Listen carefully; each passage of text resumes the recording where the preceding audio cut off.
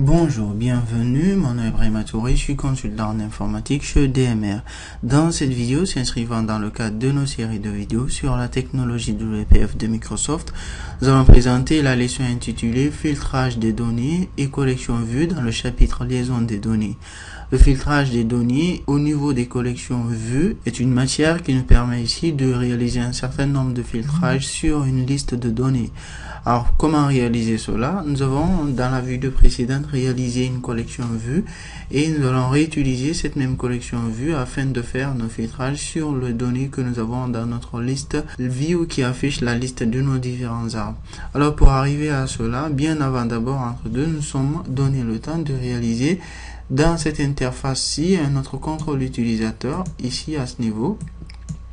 Et donc ce contrôle utilisateur ici à l'intérieur, nous avons placé un ensemble de différents éléments qui pour chaque élément donné va servir à ces différentes opérations de manipulation de notre liste via la collection view qui sera associée ou qui est associée à cette liste que nous avons ici et que nous avons nommé VueMaître à ce niveau. Donc dans notre contrôle utilisateur que nous avons appelé ici gestion liste, alors dans ce dernier que nous avons affiché ici, nous avons à l'intérieur de ce dernier un ensemble de markup ici avec un ensemble d'éléments, notamment un bouton ici pour pouvoir naviguer dans notre liste et puis ce bouton ici pour pouvoir afficher notre liste, et là nous avons un text box qui va nous permettre ici de pouvoir faire le filtrage qui concerne ici la matière principale de cette vidéo-ci.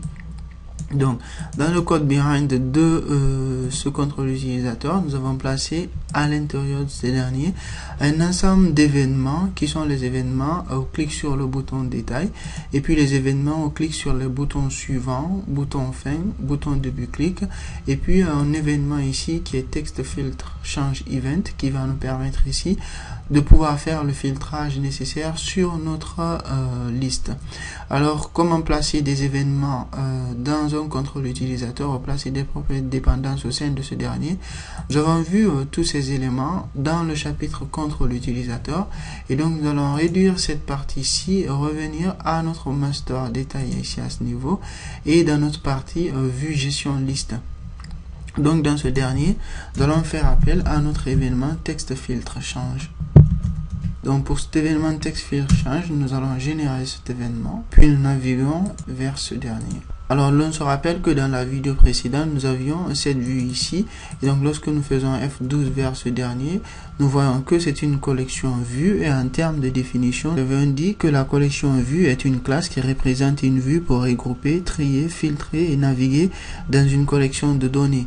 Alors notre collection vue ici, qui se trouve déclarée ici en termes de variables privées à ce niveau et variable globale, nous avons associé à ce dernier une vue par défaut qui représente ici notre contexte, et dans ce dernier la propriété liste arbre fruit qui renvoie une liste de données de nos différents arbres qui sont rajoutés à nos données locales ici à ce niveau.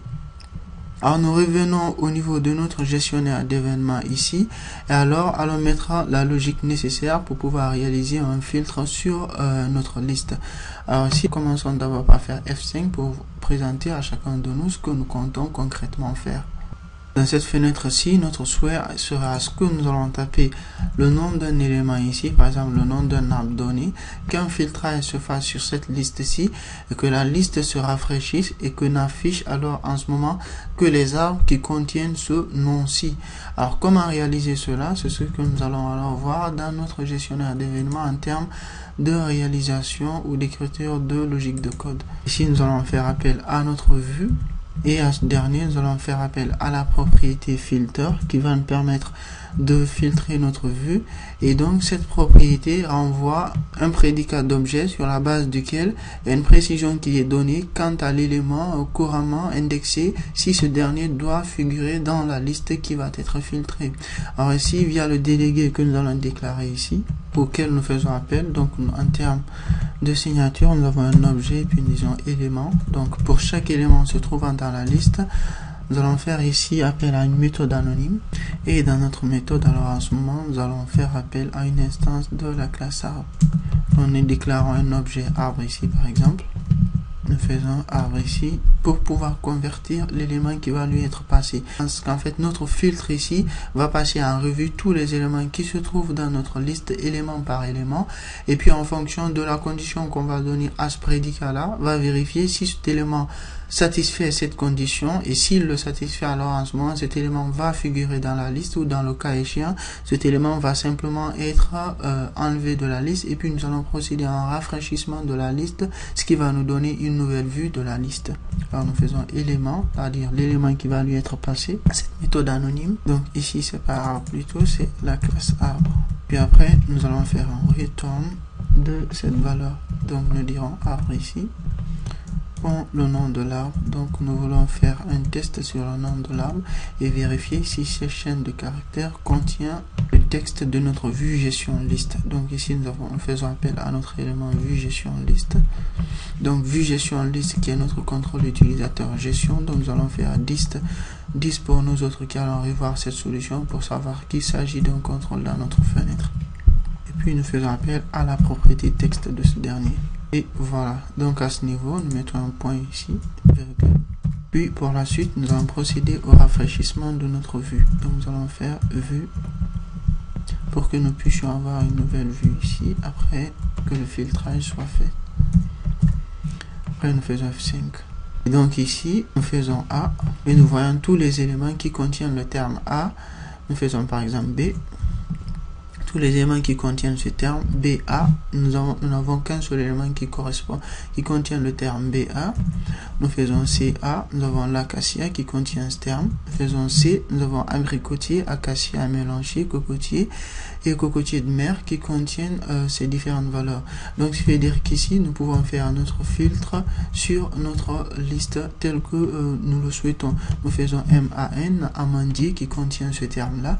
Et voilà. Donc, ce qui veut dire qu'ici, nous pouvons faire le filtrage sur notre liste comme nous le souhaitons. Donc, voilà, en fait, globalement, en ce qui concerne quant à la façon de réaliser le filtrage sur une liste donnée en utilisant la collection vue. Merci d'avoir suivi cette vidéo. Je vous donne assez rapidement rendez-vous dans d'autres vidéos toujours portant sur la technologie WPF de Microsoft. Merci encore une fois de plus. Au revoir et à bientôt.